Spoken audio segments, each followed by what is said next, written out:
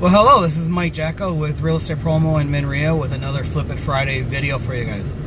And this week I want to talk about rent controls. And this is becoming more and more of an issue around the country with different cities trying to implement different rent controls. And I don't want to get into whether it's right or wrong. There's debates both ways on that one. What I want to talk about though is what you can do when you run into a scenario where there is rent controls, where you have a property.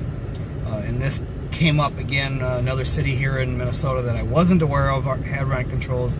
I was just informed of tonight, or this afternoon, that they do have rent controls in that city. And one of the members was all concerned that, you know, if they buy a property, how do you check?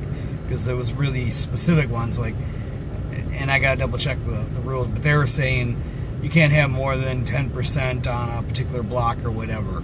Well, 10%, that's, some blocks, that's less than one house, if that's the case. But what I shared with them is, and what I want to share with you guys is, don't worry about the rent controls if you do run into scenarios where you bought a property with the intent of renting it out and there is rent controls, and meaning you can't rent it, or there's guidelines that make it not very feasible. Consider selling on lease option, or well, on contract for deeds, agreement for deeds, land contracts, different alternative terms. And there's a lot of creative ways of doing it where you can get around the rents. Just don't rent the property.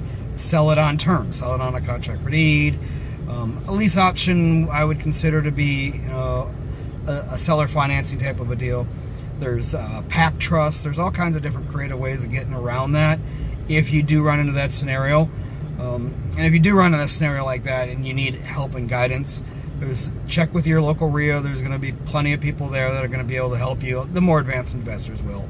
And if you're in Minnesota, check with me. Give our office a call. We'll tell you how to options what you might have to different ways of selling the properties to get around rent controls. So with that, we'll see you guys back here next week with another Flip It Friday video.